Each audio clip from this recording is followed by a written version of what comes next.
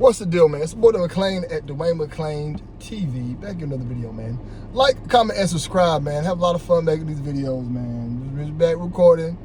We're going to just try to stay positive. You know what I'm saying? We're not going to never look back because there might be a burning building behind us. All right? So, today's video is going to be about the astronaut people who spent 9 months stranded in space.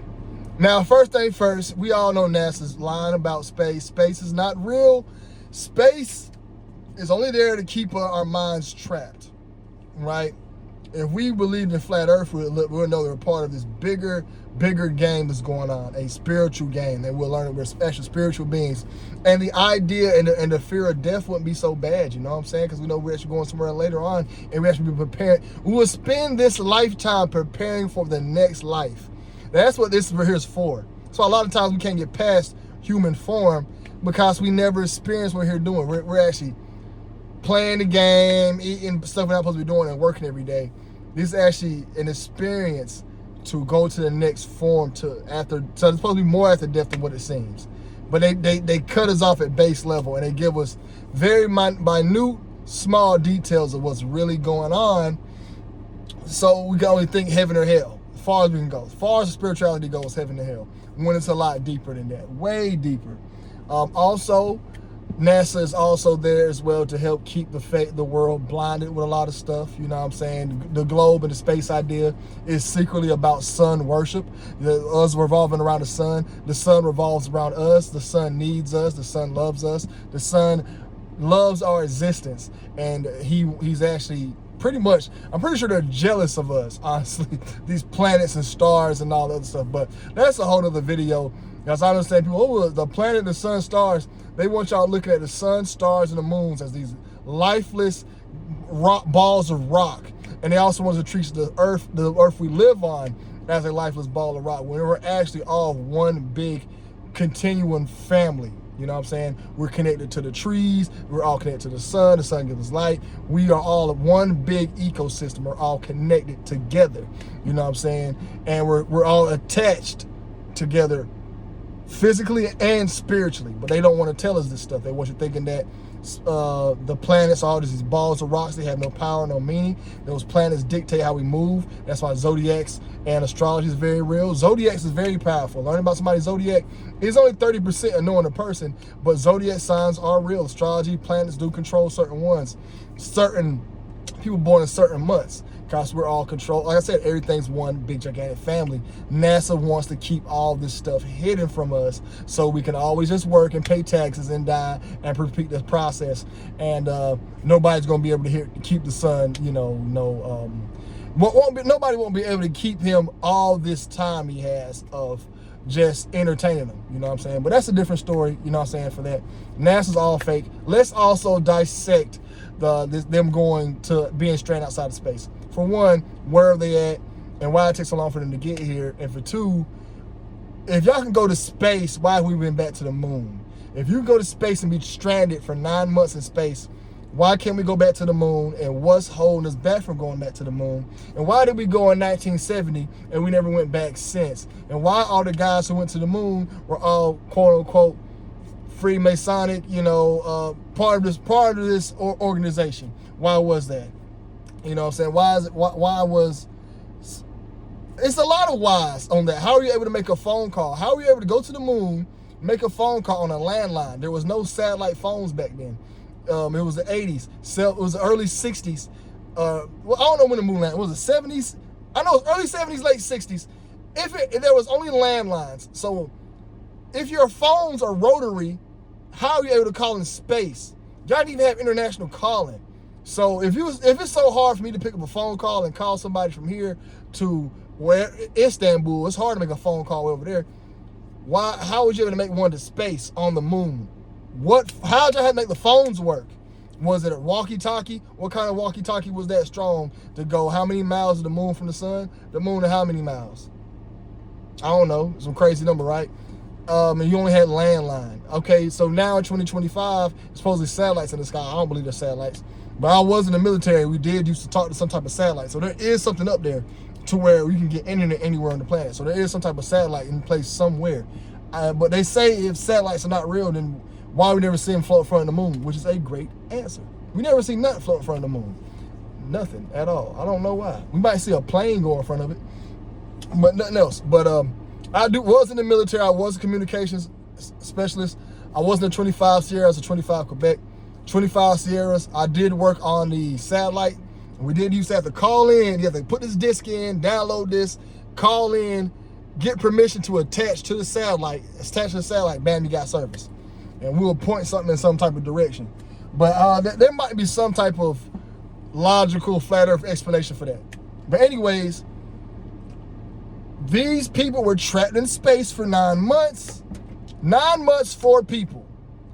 Where was the water? Where was the food? And how'd y'all get all that up in space to last somebody 9 months? So y'all had to send 800 gallons of water up, unless there was recycling water using pee. Were they in harsh conditions? Where was the waste going? Were y'all just pooping and peeing outside and let it hit the earth again, if it was around earth? How did y'all eat? Where was y'all getting y'all food from? If y'all was up there in space for 9 months with none of this air, oxygen, where was y'all getting y'all oxygen from? How was y'all keeping oxygen for 9 months? It's a long time. 9 months is a long time. If she would have came back a little more sickly looking, I would have understood it. But how much food did y'all have? So when y'all went into space, was y'all like on a space station? Did y'all send up all this food? Did y'all send up all this water? Then they showed what they were stranded in. It was very small and condensed. You know what I'm saying? Those are very harsh conditions for 9 months. You know, all the waste and stuff. That's what my brain goes with. That's my brain goes about the waste. Nobody never thinks about the Dookie and PP. When you think about slave ships, the slave ships that supposedly came from Africa to America, moving 100,000 slaves on one ship, where is the Dookie and P going?